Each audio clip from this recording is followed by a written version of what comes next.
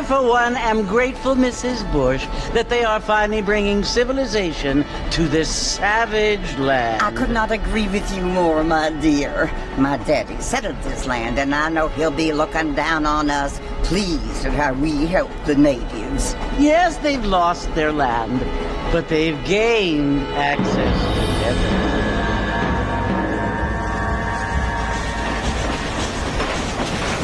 But Father, do you mean unless an innocent receives communion, they're destined to go to hell? That hardly seems fair.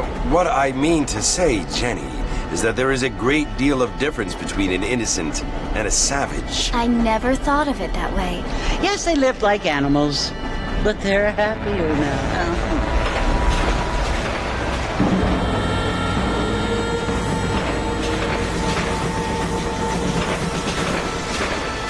Not only do people now have motor cars, Father, but I heard that pretty soon we will be able to fly. No, only angels can fly, Jenny. No, apparently people can fly. Didn't you hear? Out in Kansas, a man even got a car to fly. I hardly think so, Jenny.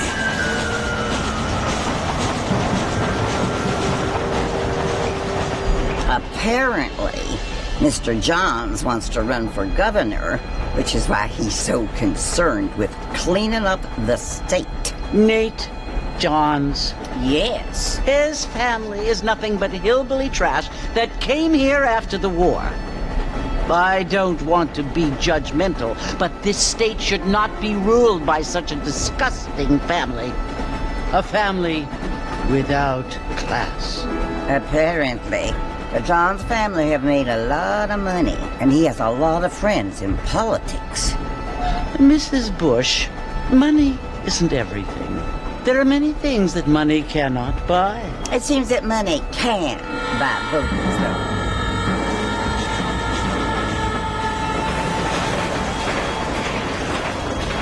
What you must remember, my dear, is that we have been brought here to spread the word. And the word and civilization, they are the same thing. They are the gifts. It is the opportunity we have, the chance to live among people who are decent and who do not kill each other. And who let you worship in peace. It's so confusing, Father. Sometimes I find it impossible to make the distinction between a loving act and a hateful one. I mean, they often seem to be the same thing. Yes, Jenny, it is confusing. But you only have to ask me if you need help. Indeed. Well, here we are, Mrs. Bush. Armadillo.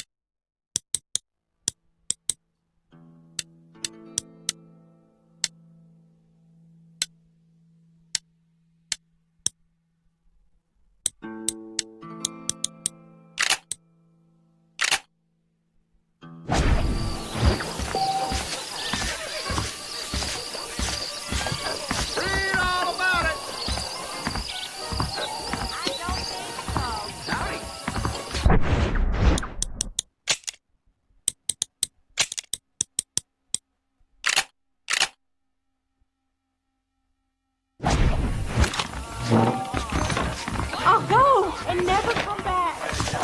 I don't feel too good.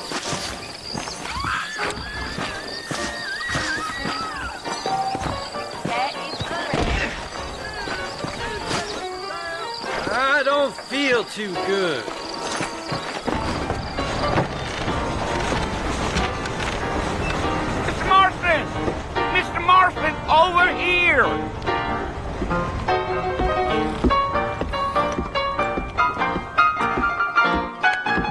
You must be John Marston. Sometimes. I'm Jake.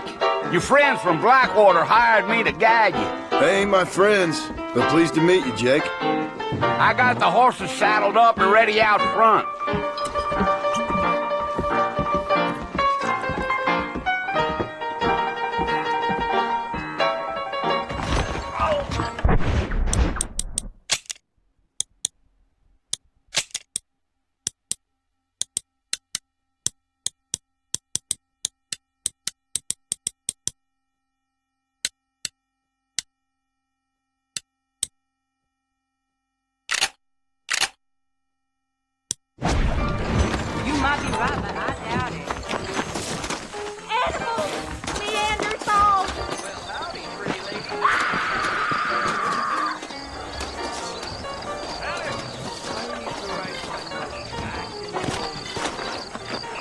Much of a fella for gossip. Well, here, let's mount up and hit the trail. Those tumbleweed Come on. varmints are They always can flow on the way out of town. No need to kick up a lot of dust. Yeah.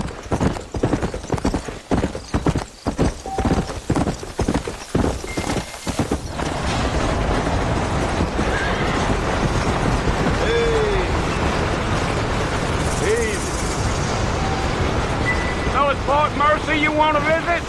That's right. Ain't taking nobody up to the fort in a long time. Strange place for a decent fella to want to visit, if you don't mind me saying. Who said I was a decent fella? It's been abandoned for years now. Folks say it was built during the Mexican War. What kinds of soldiers around back then? Why'd they leave? Well, I ain't entirely sure. I heard they had to go up north to fight Indians, or maybe they got tired of being soldiers and went looking for gold. You know how things is. So what are you doing up at the fort? I'm looking for an old friend. Well, like I says, you ain't gonna find many folk around those parts these days.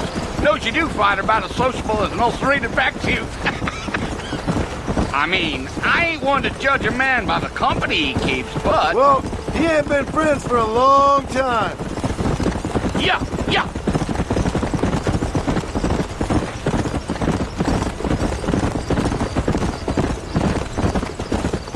Are you planning on spending any time in Armadillo, Mr. Marston? I doubt it. I ain't planning on staying very long. Well, if you're fixing for some female company, you can do a lot worse than Armadillo. Fine as cream gravy they are. Not like Thieves' Landing. Dang, those girls ain't even fit for a drinking man to hole up with. I'm a married man, I'm afraid. Ain't we all?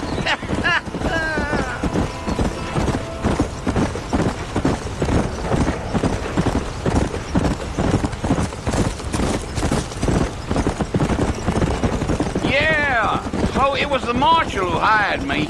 Lee Johnson, do you know him? I think I heard his name.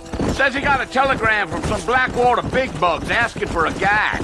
I guess it's none of my business. That's right.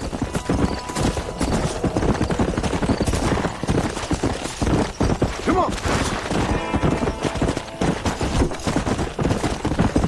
You ain't very talkative, are you?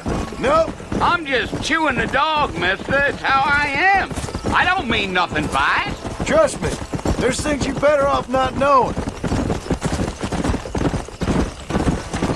Damn coyotes. What a waste of good meat. Not far now, Mr. Marston. The fort's just over this hill. Come on.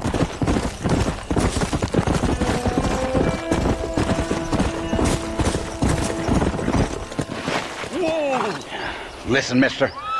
This here's what's left of Fort Mercer. Some gang rode in and took the place over. So I understand. This is where we part ways, friend. You have yourself a good time.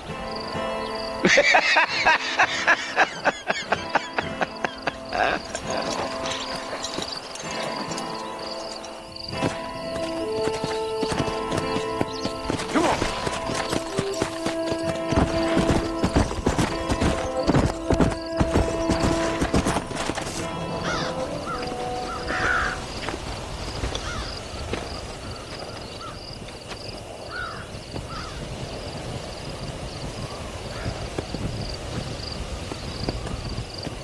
Bill! I've come for you! Bill Williamson! Come out here right now! Go away now, John. Don't make me kill you. Nobody needs to kill anyone, Bill. You must think I was born yesterday. You always did think I was an idiot. That ain't fair, Bill. You were as my brother. I've come to try to save you. Oh. Do I look like I need saving? Bill, please. They want to kill us all. I can help you. Well, you never tried to save me before. You only seemed to save yourself. Bill, I implore you think about this. You implore me? You implore me. You always were one for fancy words. Oh. Well, things are different now, John. Now I'm in charge! No more Dutch! And no more you. Implores. I implores you to go back and tell them to send someone just a little bit more impressive next time. Well? Oh. Poor John.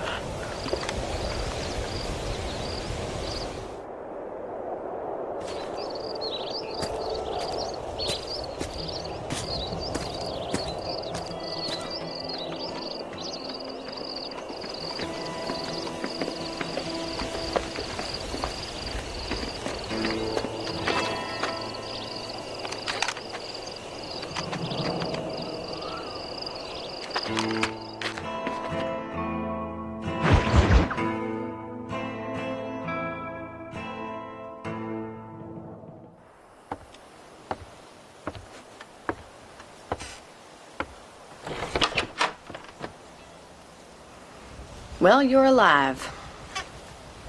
So it would seem. So, how do you feel? I don't know the polite word for it. I do. Stupid is the word we use around here. What were you doing? I was doing something stupid. Well, you'll be okay. Once you didn't die, the doctor said you'd be fine. He got the bullets out a couple days ago. Good. It cost us $15. I'm sorry, madam. Should have left me there to die. Did you want to die? I mean, was that it? Was that why you went straight out to Fort Mercer and picked a fight with the worst bandit in the county? To die, Mr. Mr. Marston. John Marston. Bonnie McFarlane. Miss Bonnie McFarlane. Well, you may be right, Miss McFarlane. I don't know. Huh. So what were you doing? I was trying to give Mr. Williamson a chance. For old time's sake. You know Bill Williamson? Knew him. Long time ago. Well, what was he like? Dumb. Just like you. Thank you, miss. You see my hat? I have. And, what will you do now? Now I'm gonna take my time and go after him the less kind way. Well, that sounds very fun, Mr. Marston. Quite heroic, just like in those penny dreadfuls my brother used to read. Meanwhile, if you'll excuse me, I've got a ranch to run. Of course, if you're feeling better, why not take a ride with me later? Help me patrol the perimeter. You can earn back some of that money we wasted on doctor's bills. Of course. And thank you. For saving my life, I mean. Next time, Mr. Marston, I strongly recommend you don't try to lose it quite so earnestly. I'll bear that in mind.